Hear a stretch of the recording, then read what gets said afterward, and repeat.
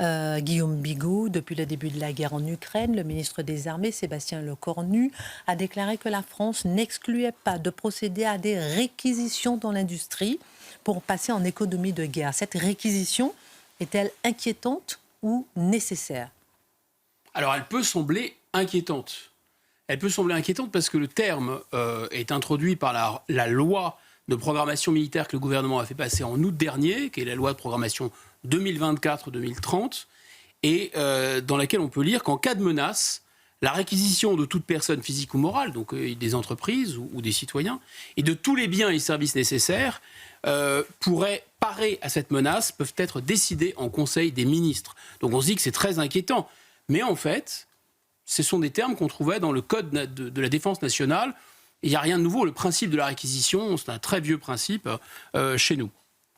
Ce qui est plus inquiétant, par contre, c'est ce dont on a parlé ici, c'est-à-dire l'accord qui a été passé entre la France et l'Ukraine, accord de sécurité à la demande des États-Unis, et qui est un moyen un peu de faire rentrer par une espèce de soupirail l'Ukraine dans l'OTAN quand même par la porte dérobée.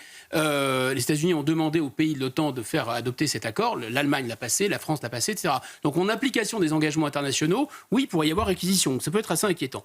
Mais en répondant à votre deuxième question, c'est-à-dire est-ce qu'on va vers une réquisition et dans quel contexte le ministre Lecornu a parlé de réquisition ? On peut quand même rassurer un peu nos téléspectateurs. On est très loin d'une guerre avec la Russie en réalité, contrairement aux termes un peu sensationnalistes. Et on est encore plus loin de ce qu'on pourrait appeler l'économie de guerre, ou ce que les historiens, les spécialistes de l'économie appellent l'économie de guerre. Alors d'abord le contexte. En fait, l'État... J'ai vraiment besoin que vous nous rassuriez, parce que moi, j'ai vraiment... Non, pardonnez-moi. Hein, oui, bien sûr. J'ai vraiment l'impression qu'on est dans une sorte de course à l'armement très, très, très inquiétante. Mais je vous écoute. Entendu. Non, mais je comprends. Non, mais c'est vrai. Non, mais c'est fait pour ça. En fait, c'est un terme, la réquisition, on va vous réquisitionner, on va vous chercher chez vous, pour vous envoyer sur le front, dans le Donbass, etc. Mais en fait, qu'est-ce qu'il y a derrière ? Il y a le fait que l'État a passé commande de 200 missiles antiaériens, missiles Aster, enfin peu importe les missiles, à une entreprise franco-italienne d'armement MBDA, et que ces 200 missiles n'ont pas été produits dans les temps. Et là, c'est typique du macronisme. Au lieu de faire mea culpa, c'est ça dont il est question en fait, l'État n'a pas payé suffisamment tôt. L'État n'a pas assuré à l'entreprise privée en question une visibilité suffisante. Quand on vous dit doubler ou tripler votre production, attendez, c'est une demande ponctuelle que vous avez ou c'est quelque chose sur 10 ans qui va se produire ? L'État n'a pas fait son travail, donc évidemment, ils n'ont pas produit en quantité suffisante et c'est normal, ils doivent être rentables, ces gens-là. En plus, il fallait absolument que ce soit une entreprise franco-italienne pour des raisons idéologiques Europe, etc. Donc ça allonge la ligne de production, ça allonge les délais, et ce sont d'excellents missiles, mais ce sont des missiles qui étaient faits pour l'exportation, ce ne sont pas des missiles de compétition, ce ne sont pas des missiles qui sont fabriqués à produire dans une quantité industrielle. Donc maintenant, évidemment, on dit réquisition, économie de guerre. D'ailleurs, le président nous parle de l'économie de guerre depuis, je crois, le mois de juin 2022, mais il n'y a pas le début du commencement d'une économie de guerre. Soit on se moque des gens, soit le terme a un sens. Le terme d'économie de guerre, oui, il a eu un sens en France. Alors, en 1918, la France, elle produisait 300 000 obus par jour.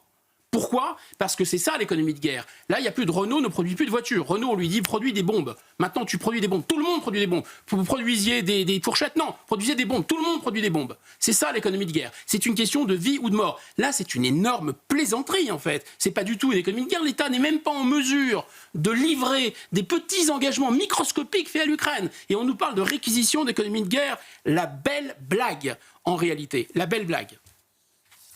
Pardon. J'attendais justement pour aider l'Ukraine à gagner face à la Russie, Guillaume Bigot. Est-ce que le moment n'est pas venu là pour la France et pour l'Europe, je disais en titre tout à l'heure, de changer d'échelle et de modèle de production en matière d'armement ? Si on veut empêcher, comme on le dit tout le temps, la Russie de gagner, oui, c'est ce qu'il faut faire. C'est sûr que c'est ce qu'il faut faire. Moi, je pense, en essayant de ne pas prendre du tout parti dans cette question, mais en essayant d'analyser les données, etc., qui sont disponibles, et en mobilisant mes souvenirs d'économie, je ne vois pas comment c'est possible, là, de la manière dont on s'est engagé. Pourquoi ? Prenons l'exemple des obus. C'est que l'artillerie, les obus, ça a une importance considérable dans cette guerre, mais on pourrait prendre tous les types d'armes. On ne va pas le faire, c'est trop long. La question des obus. La France a réussi à doubler sa production. C'est déjà énorme. Passer de 15 000 obus par an à 30 000 obus par an. 30 000 obus par an, souvenez-vous ce que je vous disais en 1918. 300 000 par jour, pas 30 000 obus par an. Donc ça montre bien le différentiel. Quand on est au bord de l'abîme et que c'est une question de vie ou de mort ou que c'est vraiment pour faire de la communication, de la politique politicienne, des enjeux internationaux, etc. Et là, on nous dit qu'on est passé à 30 000 par an, on va passer à 60 000 par an. Moi, je pense qu'on n'y arrivera pas. Ou que ça va être, en tout cas, si on y arrive, ça va être extrêmement difficile. Pourquoi ? C'est un peu comme les médicaments. C'est parce qu'il faut qu'on change complètement de logique de production. Vous allez dire, oui, réarmement des médicaments. Mais il n'y a aucun réarmement des médicaments. Les médicaments, ils sont faits en Inde ou en Chine et on les met sous blister ici. Et on dit, ça y est, on a réarmé au plan des médicaments.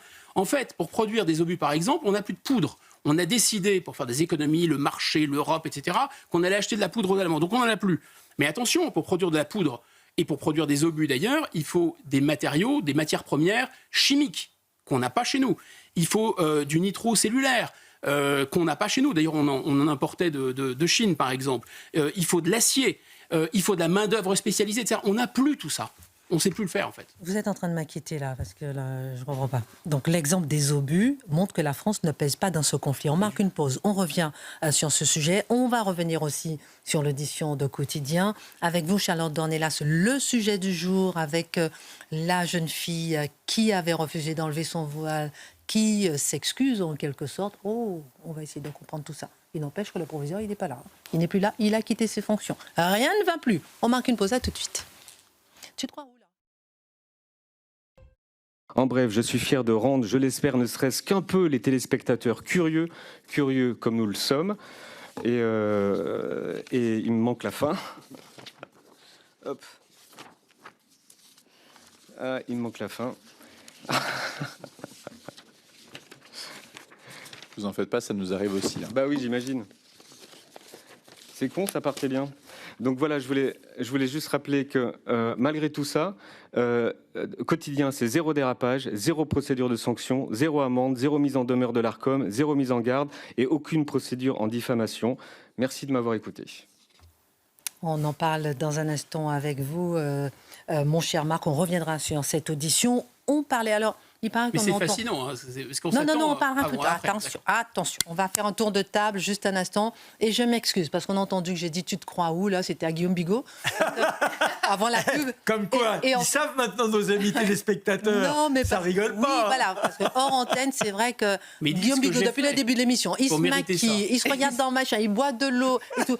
Mais les téléspectateurs, ils ne vous voient pas, mais je dis. Donc, tu te crois où, là, mon Guillaume ? Donc, je ne bois plus d'eau. Très bien. Mais non, vous savez qu'on s'aime beaucoup ici. Question concrète.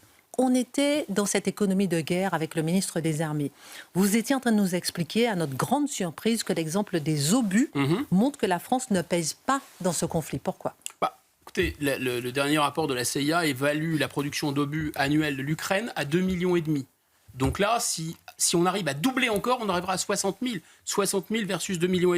Mais si tous les Européens s'y mettaient, si tous les Américains s'y mettaient, tous ensemble, en 2025, on arriverait péniblement à 1 million d'obus. Mais entre-temps, les Russes, ils seraient passés à 3 millions, voire 3,5 millions. Vous comprenez ? Donc c'est pour ça qu'il y a une course qui est assez irrattrapable. En fait, pourquoi ? Parce que la logique de production d'armement des Occidentaux, c'est une logique que certains économistes appellent du plaqué or. C'est-à-dire qu'on fabrique quasiment des prototypes, on fabrique des armes les plus sophistiquées, les meilleures du marché pour l'exportation, en petite quantité. Sauf qu'elles s'enrayent très facilement, elles se réparent très difficilement, elles coûtent un pognon de dingue, comme dit l'autre, et elles ne sont pas faites pour être utilisées en très grande quantité. Et il y a une loi mathématique qui s'appelle la loi de Manchester, qui avait été calculée à la sortie de la Seconde Guerre mondiale, pour montrer qu'il y a un ratio, en fait, entre la quantité et la qualité des armements qu'on utilise. Pour gagner une guerre de haute intensité, qu'est-ce qu'il faut ? La Russie, contre l'Allemagne pendant la Seconde Guerre mondiale, a gagné non pas parce qu'elle avait les meilleurs chars allemands étaient très supérieurs aux chars russes, mais parce que la Russie en produisait en quantité absolument astronomique. Les chars étaient très robustes, donc ils étaient faciles à réparer, ils coûtaient très peu cher. Et en fait, tout ce qui se passe, c'est ça. Et c'est absolument irrattrapable. En fait, ce qu'on est en train de payer, c'est la désindustrialisation, les délocalisations et la volonté de produire des armements, disons, très sophistiqués. Donc on n'est pas du tout formaté pour gagner cette guerre. Donc c'est d'une certaine façon, quand on réfléchit un peu au problème, on se rend compte que c'est hors sujet. C'est évidemment que de la com, qu'un numéro de claquette, cette histoire de on va gagner la guerre contre la Russie. Bien sûr que non. Alors, n'est-ce pas une bonne idée, mon cher Guillaume Bigot, de stimuler justement la production industrielle d'armement pour soutenir l'économie française et pour renforcer notre base industrielle de défense ? Il y a un autre argument en plus, c'est que les Russes, si on parle de l'économie européenne, l'économie américaine, c'est un peu différent. Mais l'économie, européenne, elle est en récession. Elle est vraiment en récession. Notamment le moteur de l'économie européenne, qui est l'Allemagne, est en récession. La Russie caracole à 3,3% de croissance. On a 115% d'endettement, par exemple, de notre PIB. La Russie a 22% d'endettement du PIB. Donc la Russie, ils en ont encore sous le pied, si vous voulez. Nous, on n'en peut plus, on n'en peut mais on veut continuer. Et donc, en apparence, on peut se dire, oui, c'est bien de stimuler... Moi, je suis keynésien, donc je pense que c'est une bonne idée, quand il y a une récession, de relancer l'activité économique. Produire des armes, même si personne ne va nous les acheter, finalement, c'est quand même augmenter la production, augmenter le PIB. Et comme en plus, en France, on a un énorme problème, qui est qu'on a trop de consommation par rapport à la production, stimuler la production, toute chose égale par ailleurs, c'est bon. Keynes disait, il vaut mieux, en cas de récession et de crise, demander aux chômeurs de creuser des trous et de les reboucher, plutôt que de ne rien faire. Donc, ça pourrait être une bonne idée. Sauf que c'est absolument contradictoire avec tout le reste de la politique économique. Puisque la Banque Centrale Européenne élève les taux. Donc ce qu'on va donner par la main droite, on va le reprendre par la main gauche. Parce que d'un côté, on dit, on y va, on produit de l'armement, des milliards pour une guerre perdue d'avance. Alors que par ailleurs, on veut réduire les dépenses, voire même demain augmenter les impôts. Mais ça se mélange là-haut chez Monsieur le maire, en réalité.